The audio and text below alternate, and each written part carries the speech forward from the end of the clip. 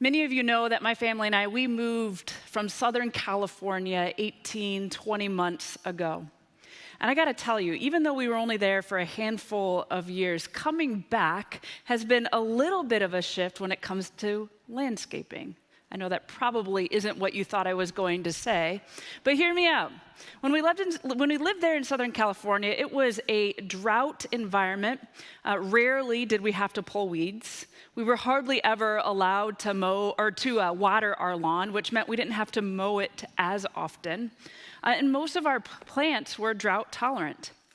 And so moving back to the Midwest, we were moving into the land of lush greens and bushes and so much beautiful landscaping, which means a lot of maintenance, a lot of pulling weeds, a lot of trimming, a lot more mowing, a lot more weed whacking.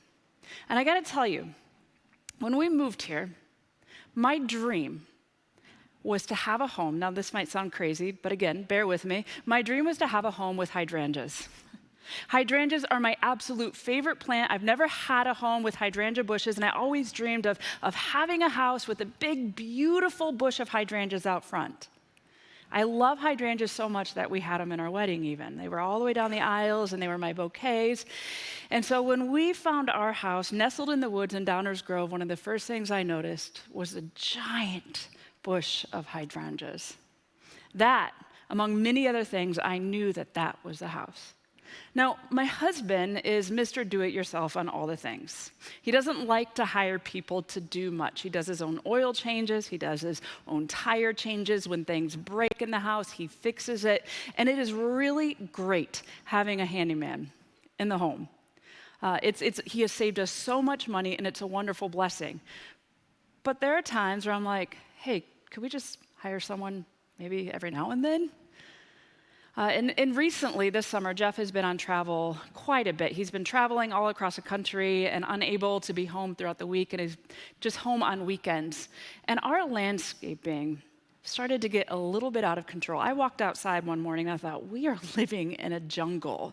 I don't know how to keep up with this. So I came up with this plan in my mind. I was going to convince Jeff that we needed to hire landscapers to come and do just a quick cleanup. So I had the conversation all planned out and the sales pitch ready to go. And I said, babe, could we just hire someone? They'll just come. And you're working. You don't want to spend the weekends working on the landscaping. Don't you want to be with the family? He said, no. He said, it's way too much money. I'm gonna just spend the weekend and I'm just gonna get it done. He said, just tell me exactly what you want and I'll make it happen.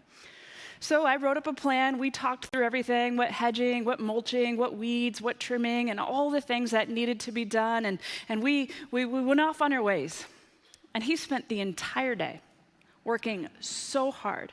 And I was so excited when I pulled up and I looked at our lawn, I looked at the bushes, and everything was trimmed up so great. And he was so excited. He was so proud. By the way, I have all the permission in the world to share this story. He was so proud of the work, and he said, what do you think? And I scanned, and I looked at the front garden. I thought, oh goodness, there's no weeds. And I looked over there, and there was beautiful mulching, and the bushes were trimmed. And I looked over at my hydrangeas, and they were gone. And I didn't want him to think I was upset or complaining because I was so grateful for all the work that he had done. And I just kept smiling. I said, so what happened to the hydrangeas? And he said, well, they needed trimming. They'll come back next year. I was like, it's July. We've got a few more months for them to blossom and bloom. You see, I had a plan, but we were on different pages. Do you ever feel like you have a plan? You have a vision, you know exactly how things need to go, but someone else is on a different page as you? Or you have expectations, you have this vision of how things ought to look, but someone else thinks it needs to look a different way. Raise your hand if you've ever experienced that, or type in the chat if that's you. Come on now, we've all lived that. Now how about this? Have you ever been on different pages with God? Have you ever had a plan for your life, an expectation? And maybe you even think it's God's plan, but things do not go the way that you think that they should, and you suddenly realize, God, we're on different pages here. this isn't the path I thought I should take. This path is way too windy, maybe even upside down or backwards. What are you doing here, God? Well, as we continue our series in the book of Kings, one of the things that we discover is that God's people, over and over again, are on completely different pages with God. You see, God's people were God's covenant people, meaning they had a special relationship. God promised to always be their God, and God wanted them to be his people. And in being his people, they would worship one God and one God alone. And being his people, they would live in the ways of God. But what we see is God's people choose different paths. And so where we left off last week with Dan is God raises up this prophet by the name of Elijah. And Elijah sees God's people behaving badly and walking on the path that God did not have for them. And he comes with quite the subversive word. He wasn't very popular, probably. He probably caused quite a stir in the community because listen up, this is where we left off last week in chapter 17, verse 1. It says this, "As the Lord, the God of Israel lives, whom I serve, there will be neither dew nor rain in the next few years except at my word." So here's why this is significant. God's hope for them, the covenant that they had, is that they would worship one God and one God alone, but they chose not to do that. In fact, they were worshiping another god by the name of Baal. Now, Baal was worshipped for many different reasons, but one of the reasons that he was worshipped is he was considered to be the storm god. In fact, whenever it rained or whenever it stormed, for those people, they believed it was proof that Baal was alive. When it would rain and storm, they would see, look it. Baal is providing for us. Baal is alive. Baal is good.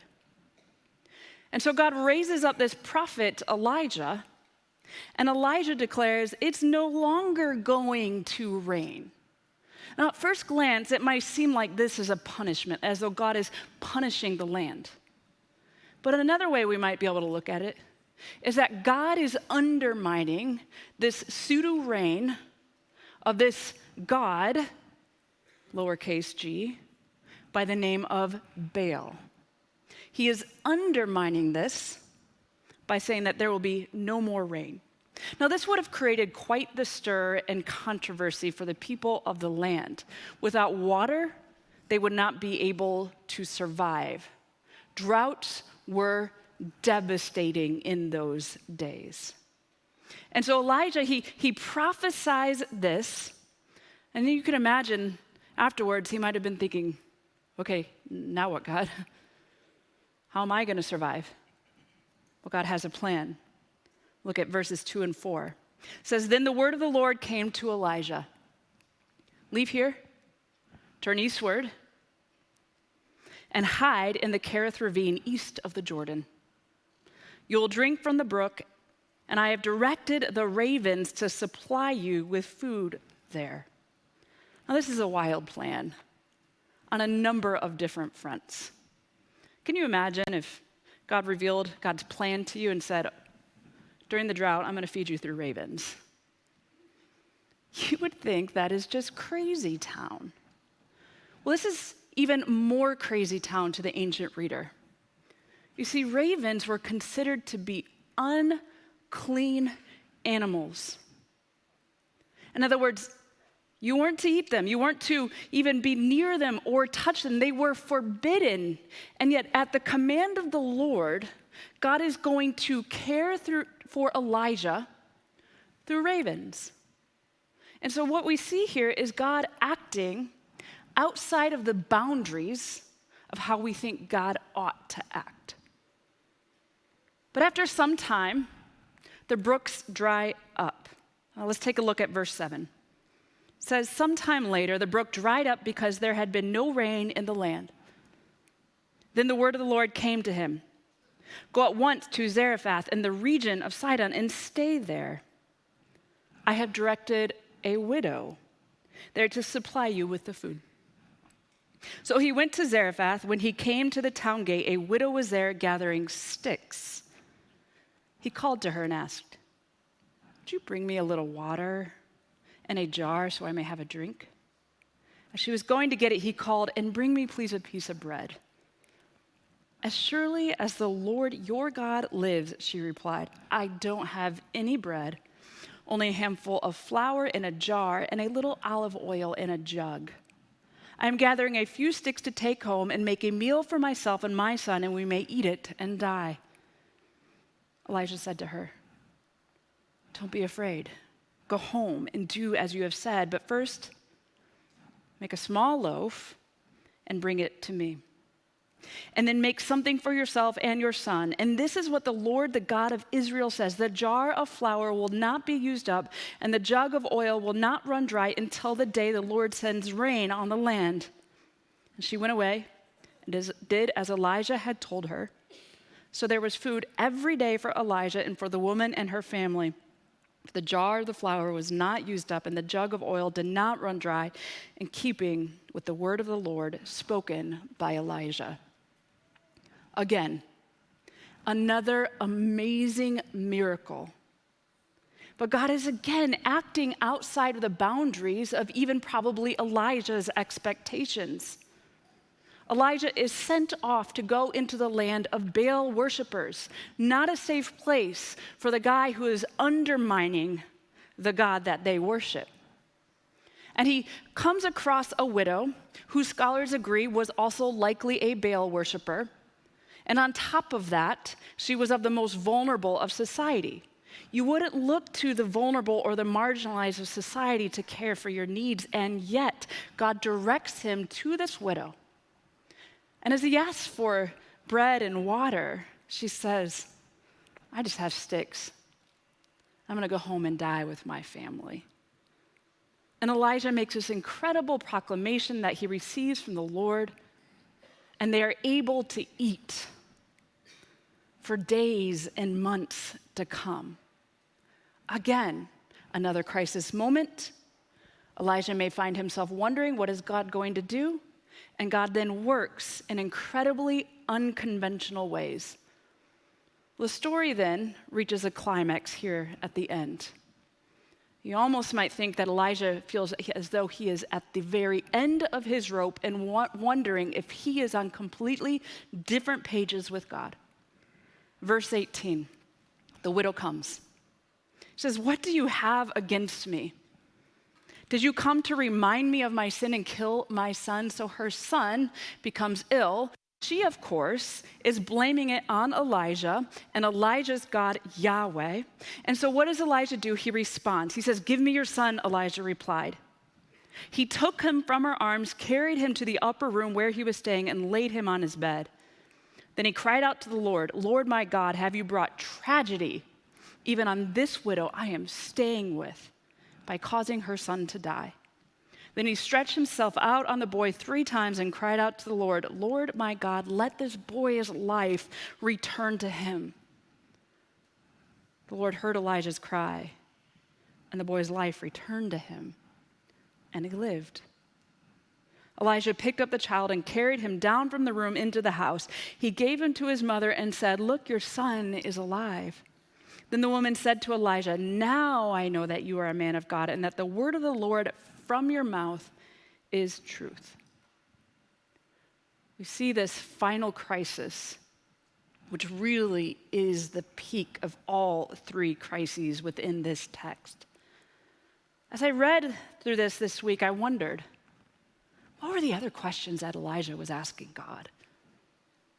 What are the other things he was wondering? God, I've done exactly what you told me to do. How could you now allow this to happen? God, haven't I been faithful?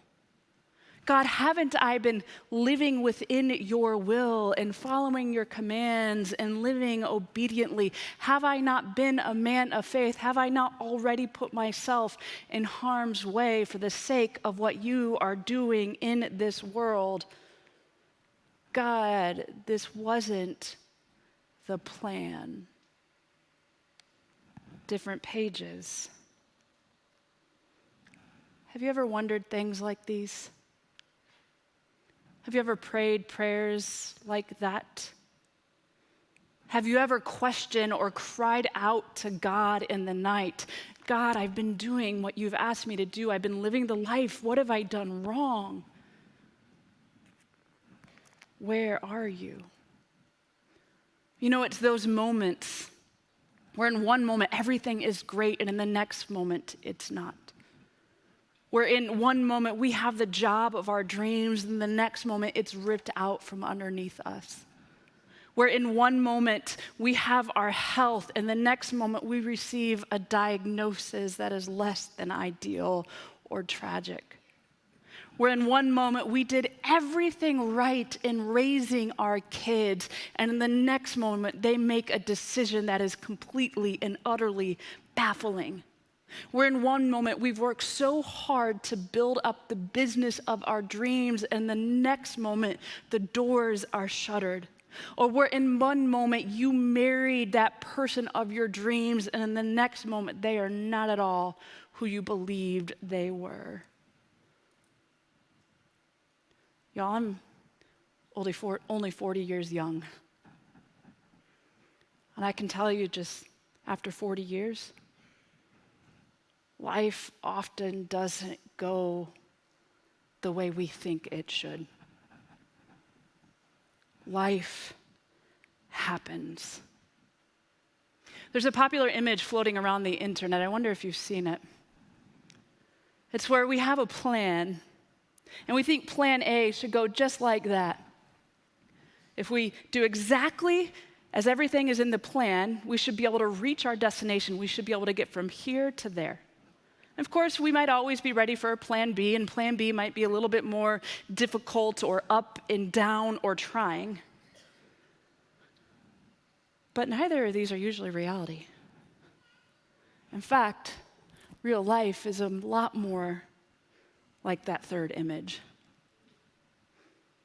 Twists and turns, ups and downs, false starts, late starts, moving in reverse, coming up with new plans, questions and cries in the night. It's a mess. But here's what I'm also learning. It's a holy mess when God is involved. See, there's a number of different things that we discover in this text that reveals quite the mess and predicament that Elijah finds himself in.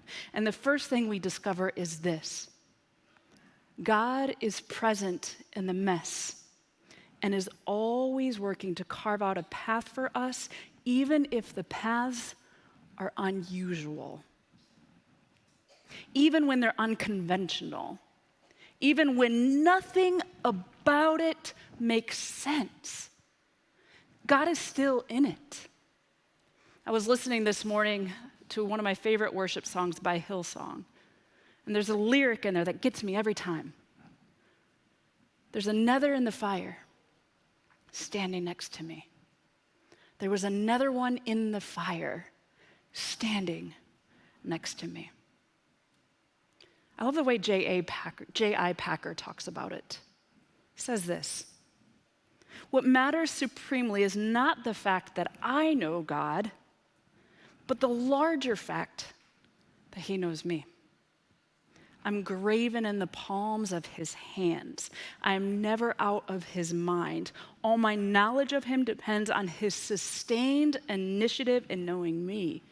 There is unspeakable comfort in knowing that God is constantly taking knowledge of me in love and watching over me for my good. There is tremendous relief in knowing that his love to me is utterly realistic, based at every point on prior knowledge about the worst about me. so that no discovery now can disillusion him about me. And the way I am so often disillusioned about myself and quench his determination to bless me. Here's where I want you to take from that incredible quote. God is wildly for you. God is wildly for blessing you, lavishing you with love, purpose, plans, and pathways. God is absolutely committed to you. God is committed to you when you are tangled up in a mess, and God is working to prepare a path through. God is committed to you and is for you when it seems as though you are stuck in reverse. God is working to establish your steps forward. God is for you when you feel as though you are alone in the wilderness and no one else is there. God is present, working, speaking, calling. God is for you when life seems like it is full of so much loss and suffering and pain. Remember this, God will never waste a drop of your suffering. God won't waste a second of your suffering, not even a millisecond. And God is working always to redeem your purpose, to redeem your story, to redeem your pathway, and to establish your steps, even when life seems like it is a mess. The second thing we discover in this text is that God often acts outside of the borders and boundaries of our plans and expectations. Sometimes we create these boundaries and borders, and we want God to act. But we think it should go a particular way, don't we?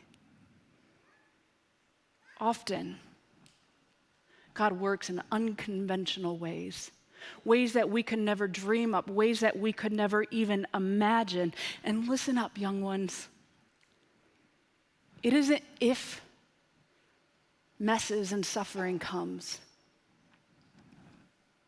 but it's when. In 2016, when me and my family, when we packed up and we moved to Southern California, we said, good riddance, snow. We said, good riddance, shoveling. Good riddance, polar vortex. Good riddance, weeding. And we said, hello, sunny Southern California. And when we went there, y'all, we had a plan. When we pulled up into our home, we had everything mapped out. We were going to go hiking on the weekends, weren't we, Jeff? Every weekend. We're going to go to the beaches on our days off. Out of the church that I was pastoring, I was going to pastor there for 35 years. We were going to retire there. Jeff had his dream job at NASA. He was going to stay there forever. Grandparents were going to come out in the winter months and become snowbirds and live with us and help with the grandchildren and play with the grandchildren. My parents would come out and they were looking for homes to buy out there. We had everything mapped out. Toto, I don't think I'm in Southern California anymore. Here I am. And my journey over the last few years has been those twists and those turns and those ups and downs. And there were times where I cried out in the night, God, what are you going to do in this mess? And over again, I've seen God. Over and over again, we have discovered the incredible blessing of clinging to God, even in the mess. And even when we don't know what the next step forward is, God is already working to establish those steps. Here we are. There's no mountains, there's no beaches, well, saltwater beaches. My dad's not here, but God has shocked me with his goodness. Over and over again. And here you are. More than likely, many of you know, can relate, can understand what I'm talking about. Maybe you're in that mess right now. Here's what I want to say to you. Pay close attention. Listen up. God is working in ways that you could never dream or imagine. And in that mess, cling to Jesus. Cling to him. cling to him. Because the third thing that we discover in this text, as we see this miracle of this child being healed, is that God is the giver and sustainer of life. Wilderness happens, trials happen, pain happens, suffering happens, life happens, messes happen, it all happens. And we have a choice when life happens. We can try to sustain ourselves through the insanity, we can muscle through it. We try to muster up the strength, just get through this, or try to escape it, or come up with our own plan and our own way out of this. Or we can look to the giver of life and the one that can bring sustainment through the valley. You see, when we look at Elijah, especially in that final miracle, he could have said to the widow of Zarephath, yeah, this is a bummer. Maybe if we just wait and see what happens, we'll get through this somehow. But he actually does something very important. He falls to his knees and he cries out to God. You see, we have a choice when life happens. We can muscle through it, or we can turn our wilderness into a house of worship and prayer. We can muscle through it, or we can turn our wilderness into a house of worship and prayer. And that is exactly what we see Elijah do. He stopped in the mess and the wilderness, and he turned it into a house of worship and prayer, knowing that God was the giver of life and that God was the one that did and will always sustain him. My friends, I don't know what you're going through. I don't know where you are today or what mess you've been in. It's not if, but it's when. What matters is how we respond. Today, I choose that when those moments come to turn my wilderness into a house of worship and prayer. And I hope you do too. And allow the God of abundance to shock you with his goodness. Because that is exactly what we see Elijah do time and time again, to which we will return next week as the story of the book of Kings continues. Let us pray.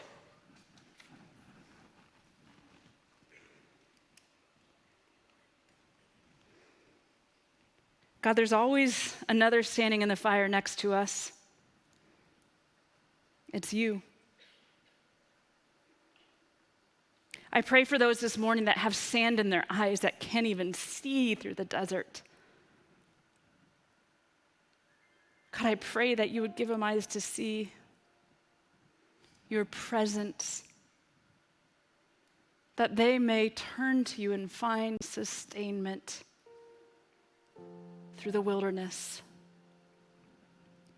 God, I pray that those who are desperate for a way today, help them to taste your abundant blessings. God, we cling to you with everything. In the name of Jesus, we pray. Amen.